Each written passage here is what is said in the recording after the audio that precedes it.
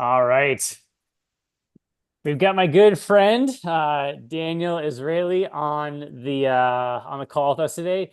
Daniel is a health and nutrition expert, works with private clients one-on-one for all things fitness related. And we're really excited to bring him on today. Obviously, we are an investing and personal finance group, but as we all say, there's nothing more important than your health, right? So we got to get that nailed down first. I know a lot of people, whether you're on the call live, whether you're watching this as a replay, you want that nutrition plan, you want the workout plan.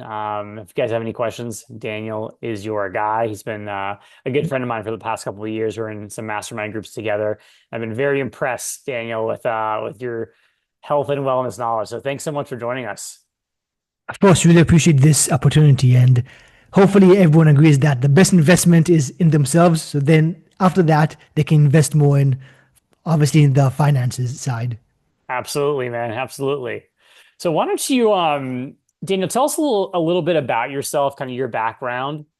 And then if you just kind of want to talk about, nutrition, fitness, we'll make this an interactive call. We'll kind of leave some time at the end for questions. But then if Daniel says something that you have a question, feel free to type in the chat or to jump on.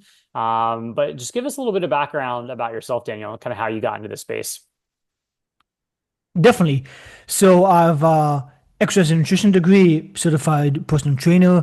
I've trained people in the YMCA for 2 years. Then COVID hit, started doing online as a bunch of other coaches. And I specifically work with people over 40 who have a bunch of kids, have extremely busy lives, have a bunch of things going on, don't want to spend hours in the gym or meal prep, and want to sustainably lose weight, make it a lifestyle. That's what I've specialized in, and I've done it for quite a while now. And obviously, I enjoy doing that. And if I can I show my screen? Yep. Yeah, you're good. Cool, cool. So after the call, obviously, feel free to check my X or Twitter. But in the pin post, odds are there's somebody who's your age who started where you are and is now where you want to be. So check out the testimonials. You probably find a person who is very similar to you. You can scroll for a while. So my main goal for this presentation, and as Craig mentioned, feel free to either type a question or raise your hand, turn on your camera so we can make this interactive. But my main goal for this presentation is for this to be as useful as possible. And I define usefulness as information that causes you to change your behavior in a way that increases the likelihood you achieve your goals. Meaning, if after this talk, the way you eat and the way you exercise does not change at all, I would consider this a humongous failure. So please, as I'm talking, Mhm. think about what's useful about this? How can I use this in my life? The more you ask yourself, how can I use this? What's useful about this? What can I implement? The more you get out of this. And I'll try to give a bunch of very practical tips. Again, feel free to ask me questions as I move along. Fantastic. So, very first thing I want to show is I'm going to define the word healthy because healthy is one of those words that 1,000 different people have 1,000 different definitions, which is why I feel like there's so much contradictory information. But healthy simply means food that gets you closer to optimal well being. Meaning, by definition, if somebody is literally starving to death, then anything they eat will be healthy because if they don't eat, they'll die. And on the other hand, if somebody is overweight and trying to lose weight, then if they already had the sufficient number of vitamins and minerals and protein inside the body, anything extra they eat will get them further away from optimal well being. Meaning there's no such thing as a healthy food. And this is very counterintuitive because a lot of people who are full say, hey, this banana, this chicken, this whatever is healthy, I should eat it. right? But if you're full, not eating is always the healthiest option, especially if you're trying to lose weight. It is extremely common for people with kids who never finish their foods because kids don't finish their food. They have a bunch of chicken nuggets. The adult, the dad, the mom don't even like chicken nuggets, but they eat it because they don't want to waste food, right? But as long as you spend the money on the food, whether you eat the food or throw it away is not going to save any starving children in China. It's not going to put more money in your bank account. Throw away the food. That's the probably a huge tip you should take from this, right? Something to keep in mind. If you're full, not eating is always the best option. And most people view health as a T-chart. They think this is unhealthy food and this is healthy food, and they have a bunch of lists of different foods in their head. So they say cookies, chips, whatever, and then broccoli, lean chicken, etc.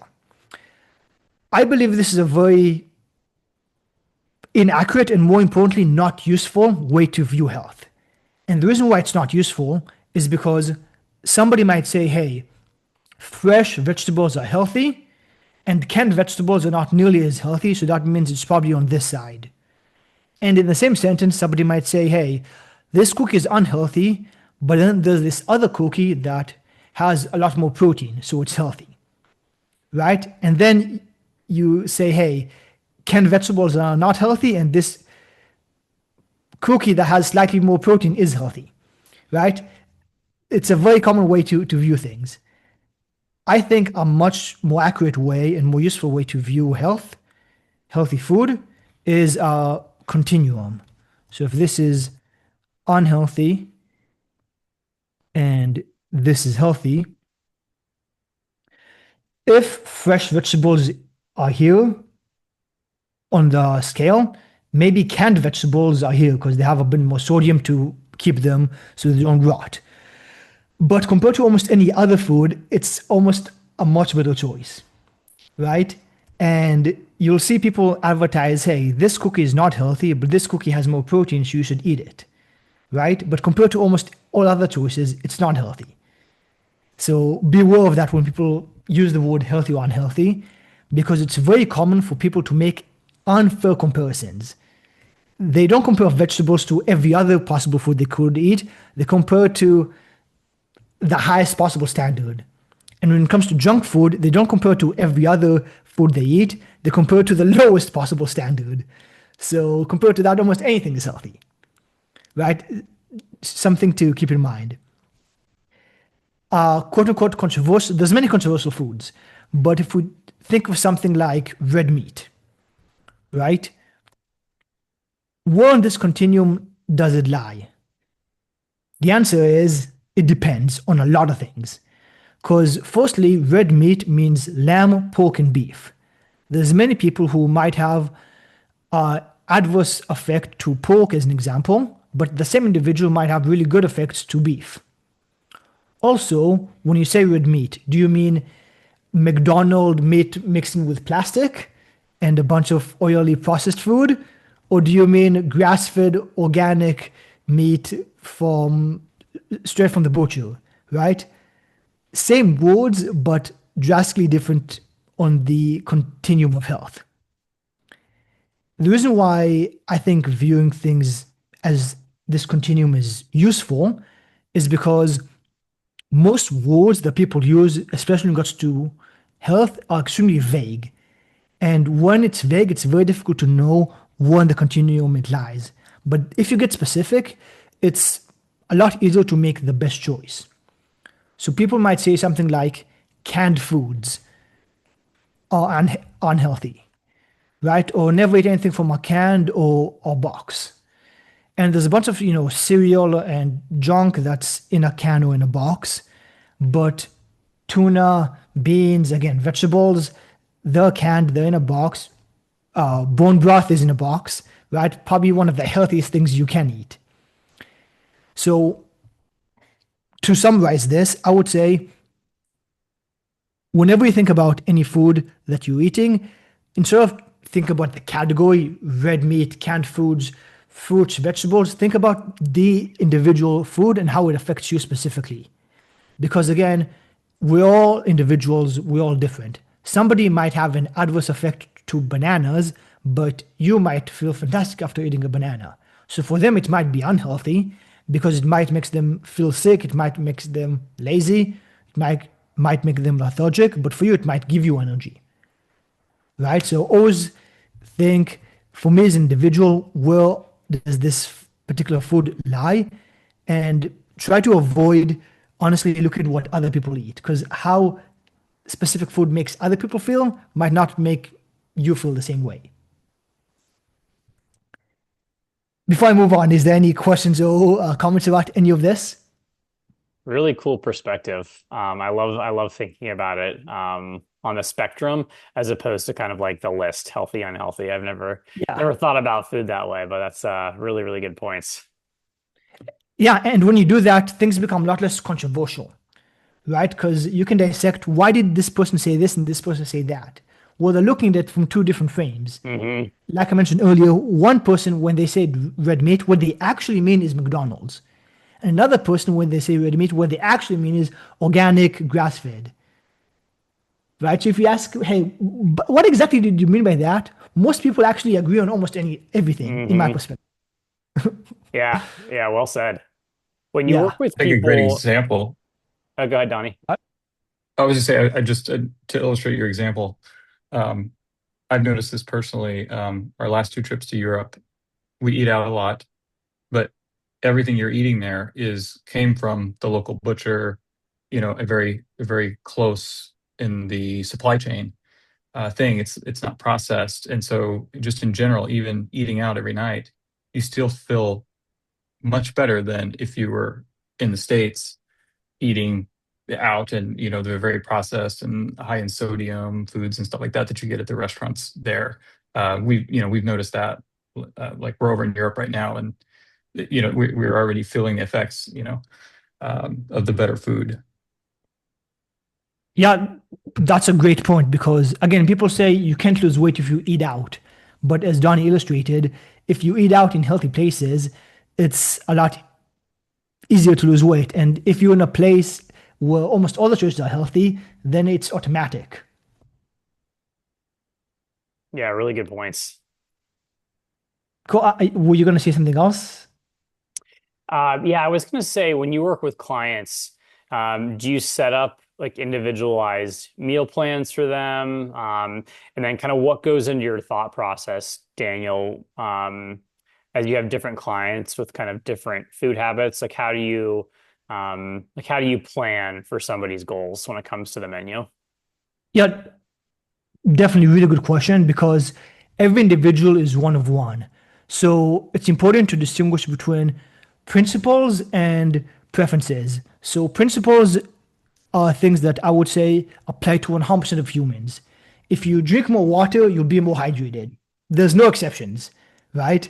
But when it comes to foods, some foods might make you feel worse or better depending on the individual. So in regards to principles, I'm like, hey, everyone drink this amount, walk this amount, etc. But with food, they take pictures of what they eat, and then I see how they feel, and we make adjustments from there. That's how I go about things that are more personal preferences. Got it. Makes sense. Cool. And another thing I want to show in regards to nutrition is I'll go quicker here. When it comes to the perfect meal, we have to think about more than calories because there's obviously we have to take into account calories, but there's also a few other factors. So I would say one of them is protein and fiber. And the reason why this is important is because if there are two meals, both are, let's say, 500 calories, one is extremely low in protein fiber, your body will absorb probably all 500 calories. But if you eat another meal that's also 500 calories but very high in protein fiber, your body might only absorb 2 or 300. And the other 2 or 300 might like either burn just through digesting or poop it out. Right? So it's not about how much you consume, it's about how much you absorb.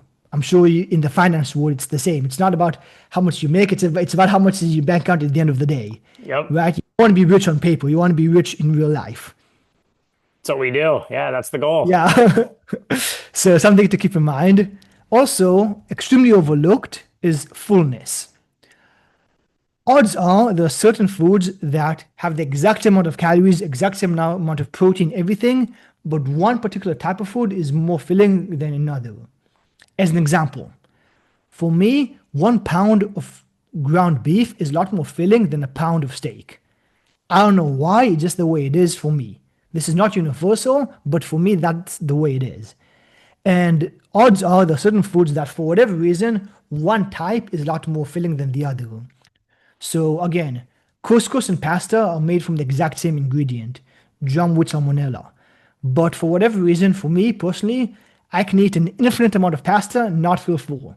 I can eat couscous, all of a sudden I'm stuffed. And it's not like it doesn't taste good. It still tastes good. I can't eat as much.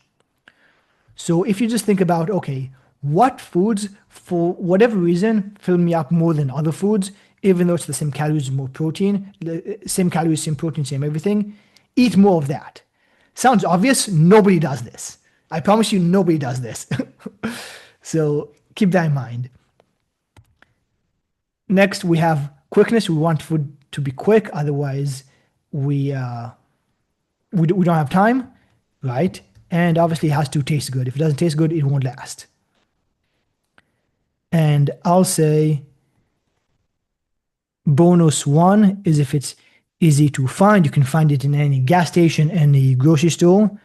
And bonus two, if it's long to expire. So you can leave it in the fridge for over a month and or even in your cabinet, etc. So before I give you guys a few ideas, can anybody think of anything that checks off all these 7 categories? How about beef jerky? Yeah, Yeah. I think everyone, yeah, great. I think everyone should have beef jerky in the car at all times. Why not? I would say same thing with like protein shakes, right? Both super low in calories, super high in protein, very filling, right? There's so many different flavors of protein shakes, so many different flavors of beef jerky. You can find one that tastes good, and all you have to do is take 5 seconds to grab it. If it's close to you, you'll find it, right? So it's good to have options like beef jerky, protein shakes, and even something like eggs, right? You can find anywhere, right? And you can make it taste good with a bit of salt or salsa, whatever you like. But what I wanted to share is if we take a very boring standard meal like chicken and rice, I would say chicken and rice on its own is medium in terms of quickness, medium in terms of taste, pretty filling, pretty high in protein, and medium in terms of calories. So the question is, how do we make it low in calories, taste better and quicker to make without sacrificing fullness of protein? So, as an example, if instead of chicken breast, you cut the chicken breast in half, it doesn't cook twice as fast, it cooks 5 times as fast. Or if instead of chicken breast, you have ground chicken or ground beef or ground turkey, cooks way faster. And again, a pound of ground chicken is the same as a pound of chicken breast, right? But cooks way faster. And if instead of rice you have cauliflower rice, then the calories go all the way down and the fiber increases as well. However, if we're being totally honest, cauliflower rice with ground chicken tastes like dog food. I We was don't just want gonna that. say I did a stint with cauliflower rice, and I was like, oh, I can't do it, man. The good news is you don't need to. Yeah. So cauliflower rice with ground chicken tastes like dog food, not for us.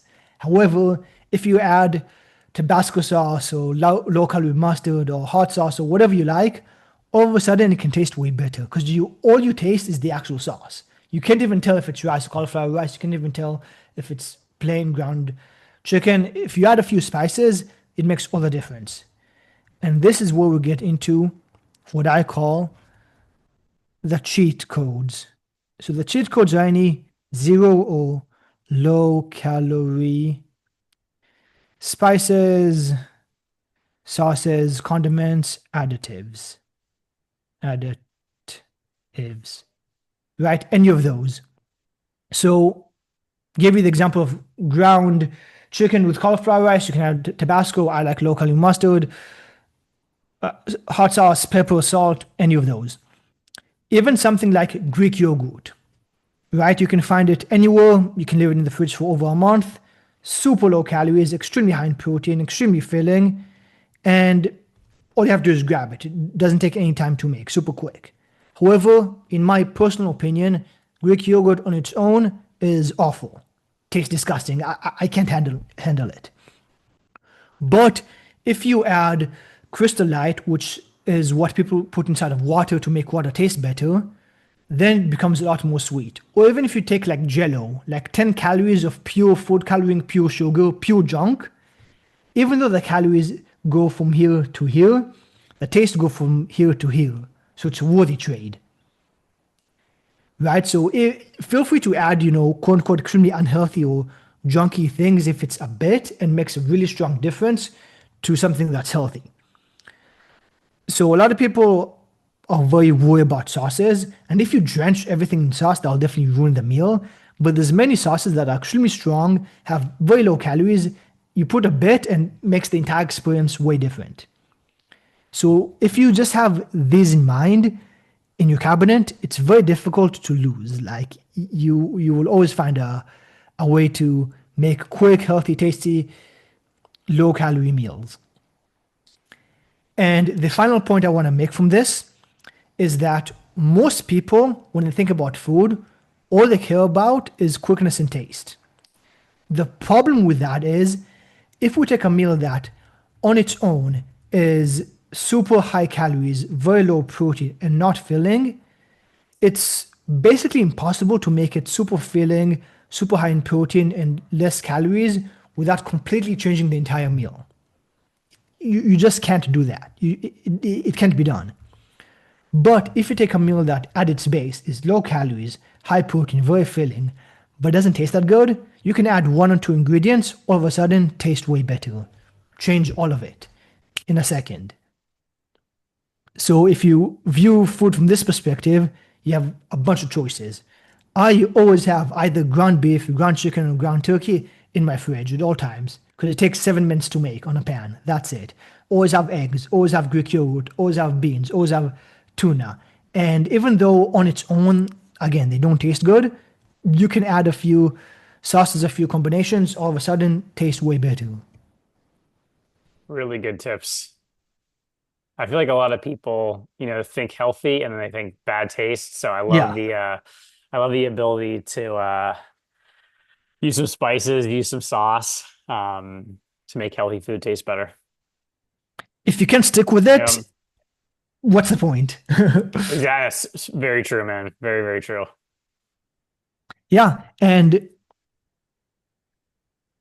even though this is not very counterintuitive to what people think when it comes to nutrition and fitness, the actual goal is to be healthy while using as little discipline as possible. Because discipline means you're doing something that you don't enjoy. But you probably don't need discipline to talk with your best friend or to eat your favorite food or to go on vacation or to make money if you enjoy it, right? Like you don't need discipline to do the things that you enjoy. And if you can enjoy eating healthy foods, then it's not going to require discipline. You're going to stick with it for the long term and you're going to sustainably lose weight. And hopefully you'll say, Daniel, help me. And I can say I have another testimonial. That's the goal. Love that.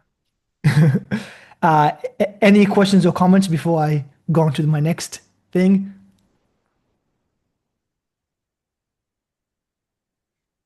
Cool. So, as I mentioned, I want this to be as useful as possible, meaning I want you to actually change the way you behave and the actions you take from this point forward. Hopefully, you're going to do a bit of changes in terms of nutrition, and hopefully, I'm able to change how you view exercise right now. So, there are two people, person A, and then we have person B. I know what you guys are thinking. Daniel, you should have been an artist instead of a fitness guy. So, person A does, I'm going to say, walks for 20 minutes. So, does 20 minutes of quote unquote cardio. Person B, strength trains for 20 minutes a day. And strength training does not mean you have to lift the heaviest barbell in the gym. It means you can do knee push-ups at home. You do squats. Anything that requires resistance, and resistance can even be body weight. So anything that requires your muscles to be fatigued. It doesn't have to be anything crazy. Again, I've clients in the 60s, I've clients in the 70s with knee problem. I've clients who started 350 and all the way down to 180. Right? Never been in the gym, all body weight, all bands, very simple things. But if we have two people, let's say they start the exact same body weight, started same thing, and they burn 2,000 calories just being alive. So that's the basic metabolic rate. They burn 2,000 calories just being alive. This person walks for 20 minutes, simple math, let's say he burns 100 calories. This person strength trains for 20 minutes. Again, let's say he also burns the 100 calories. However, in 1 year from now, this person walks for 20 minutes, he's still going to burn 100 calories because the same 20 minutes, you burn the same 100 calories. This person, let's say when he started, let's say he only did knee push-ups. As an example, he started extremely unfit and he could only do, let's say, 50 knee push-ups. So not even regular push-ups, just knee push-ups. And he did 5, had to take a 2-minute break. Did 5, had to take a 2-minute break because he was very out of shape. But he did this for a year and now he's able to do, let's say, 300 knee push-ups in 20 minutes, which is not unrealistic at all. Very attainable to go from this to this within a year, honestly, probably less. But if within the same 20 minutes, you do 6 times more push-ups, you do 6 times more movement, you're going to burn 6 times more calories, right? Or at least close to that, right? So you might not burn 600 calories, you might burn, let's say, 400. Like the numbers might not be accurate, but the concept is. So it might be 3, it might be 500. But if within the same time period, you do more movement, you're able to exert more energy, you're going to burn more calories. This is why people who are fit, it's very easy to remain fit. Because within a very short window, you can burn a lot of calories, right?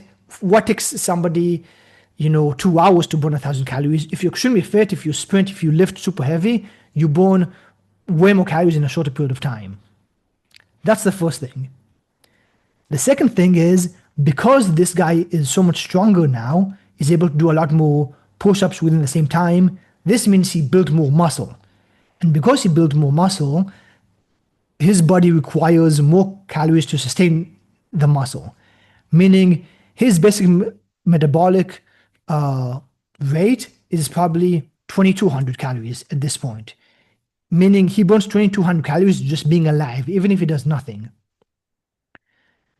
So just to reiterate, these two people, person A, person B, started in the exact same position. He did 20 minutes of cardio.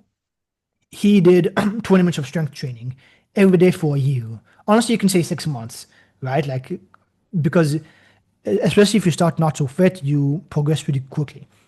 So within 6 months, a year, whatever it is, this guy, after 20 minutes, burns 2,100 calories.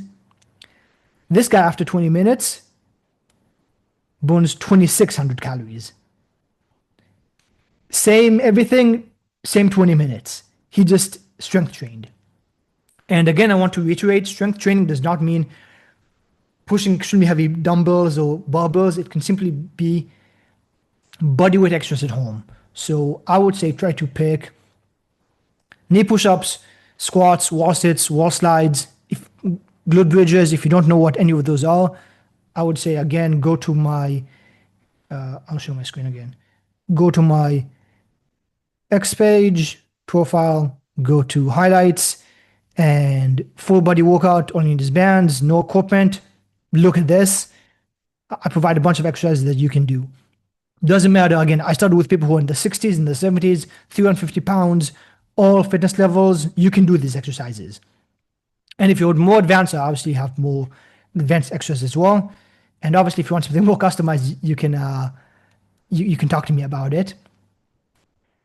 I can share a bit more about mindset if you guys want, but if you have any questions or about anything I showed so far, I'm happy to answer those. So much good info. Any questions for Daniel? That's an awesome example. I appreciate it, Donnie. I love the strength training over the cardio. I feel like so many people have that backwards. And to your point, you don't have to be an Olympic lifter, right? Just start with some push-ups, some squats, some wall sits, and anyone can do it.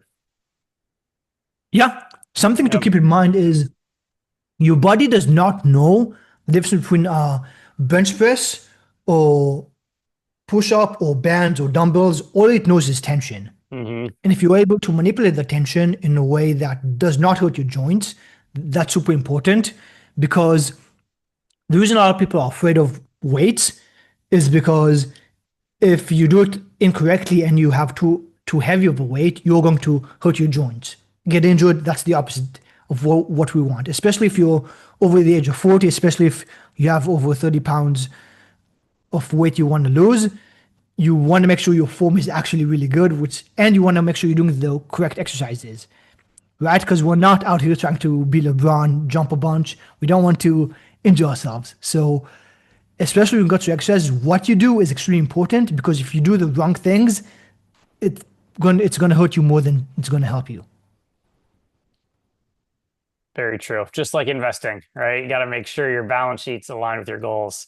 I love the parallels between money and fitness. So much good stuff. Yeah, you got to make sure you listen to Greg so you have good info. Because you have the wrong info. If you invest in some crypto coin, your investments are going to go down the drain. Oh, Except if it's yeah. Bitcoin. That's different. Love it. Any other Um, questions for fitness, nutrition questions for Daniel? It sounds like the 7-minute workout app. I don't know if you've heard of that one. yeah, there's a bunch. It's based on a I don't know, some kind of study. It looks like a lot of the exercises are the exact same the ones that you're recommending. So that seems good that the information correlates.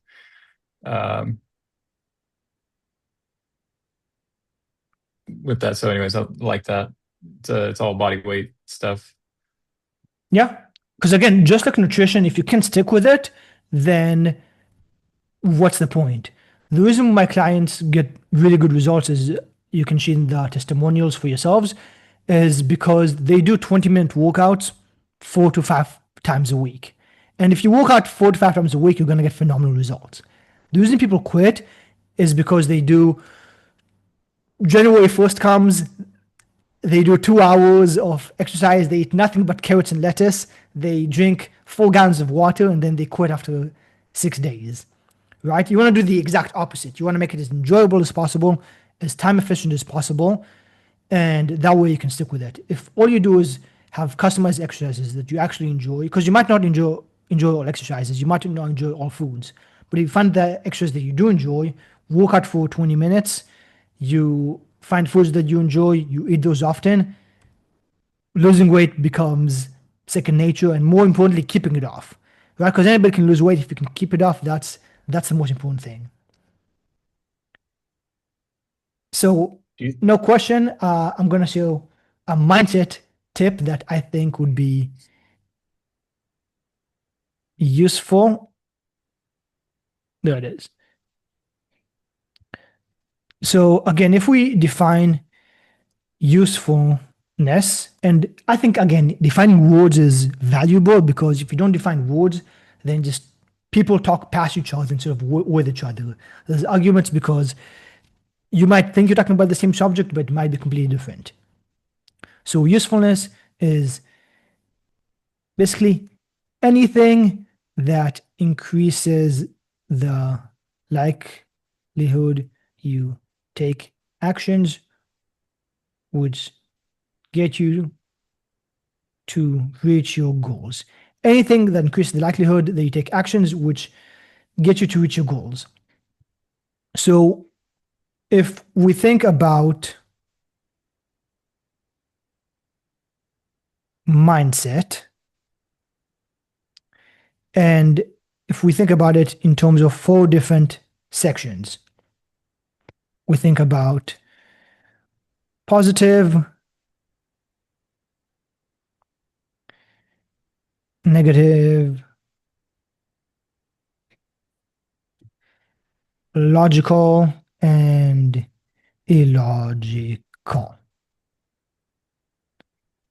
So if telling yourself, if I work out, if I walk more, if I drink more water, if I eat healthy, I'm going to feel amazing, I'm going to get more compliments, I'm going to live longer, I'm going to be an inspiration to my kids. If saying that to yourself gets you to take the right behaviors, do that. Phenomenal. If telling yourself, if I don't work out, if I don't eat healthy, if I don't drink water, I'm going to die early, I'm going to look fat in my Christmas photos, I'm going to feel depressed and lonely. If saying those words to yourself gets you to walk more and drink more water, phenomenal. Do that. Nothing wrong with that. I used to judge myself and think I should only have positive thoughts. But the only thing that actually matters is, did you do the right behavior consistently? And if you're telling yourself, hey, if you don't do this, you're a coward. If you don't do this, you're a loser. If those thoughts get you to do the action, then do that. Right? Don't judge yourself about your thoughts. Judge yourself by your actions. Because if you take positive actions, naturally you'll have positive thoughts without even trying. In my opinion, if you try to only have positive thoughts, you'll go back to negative thoughts because you can't bullshit yourself because you keep doing the wrong actions. Next, logical and illogical. Whenever I go to a restaurant I've never been to, I scan the menu, look at all 50 options, and think, okay, from these 50 options, which top 5 do I think will taste the best? Cool, these 5. From these 5, which ones has the highest protein? Okay, cool, these 3. From these 3, which one has the lowest calorie? This one, I'm going to pick this one. Very logical, right? So you look at everything, you say, okay, what do I feel like eating? Top 5. From this top 5, I'll be happy with any of them. Which one has the highest protein? Which one has the lowest calorie? I'm going to go with this one, right? Super logical, and you can apply this to many things. Illogical is, I have shirts that I wear when I work out my chest and triceps. I have other shirts I wear when I work out my back or biceps. I might have pants that I wear when I go running, pants that I wear when I might go, biking. Doesn't make sense to anybody else, but if it gets me to lift more, then I do that. If listening to Taylor Swift gets you riled up and pumped up and gets you to walk more, or again, work out more intensely than you would have otherwise, that's phenomenal. You don't have to explain it to anybody else. So if there's something that works for you, do it. Even if there's like a scientific study that says people who listen to Taylor Swift get worse lifting results. Maybe, but if it works for you, do it. So in regards to mindset, anything that increases the likelihood you do the thing is the best mindset. People call it mindset with like positivity or mindset with the more scientific method.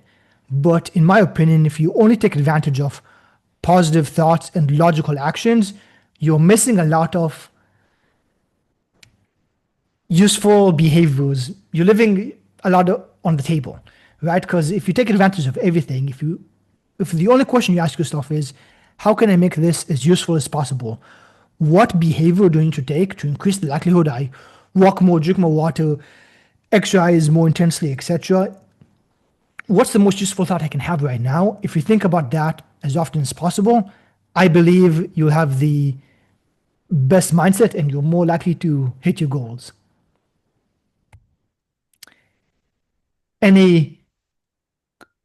Sometimes you're motivated by the dreams. Yeah, sometimes you're motivated by nightmare. Exactly. and whatever motivates you, if that uh, if that gets you to take the action, that's a win. Completely agree with that, Donnie. Yep. Well said, Donnie. This is great, Daniel. So much good info packed into 45 minutes. Love the value. Love that. Cool. So, if anyone here wants more specific and tailorized solutions, I work with my clients until they succeed. So it's not if or when, it's you want to lose this amount of weight, cool. Whether it takes 6 months, 8 months, a year, doesn't matter. I'm working with you until you lose the weight plus keep it off. So it's guaranteed. So if you want guaranteed success, it's like the best no-brainer investment. Right? Some investments go up, some investments go down, but if you can invest it in an investment that you are 100% guaranteed to get the money, probably a useful investment. So if you want that, then feel free to reach me on Twitter, on LinkedIn, Daniel_Raz_fit on all social media. Again, feel free to look at all my content, at my post for exercises, ideas, and as well as my testimonials. Hopefully that inspires you guys. And yeah, happy to stay longer for a couple minutes if anybody has any final questions, thoughts, or any other things you'd like me to share. Awesome.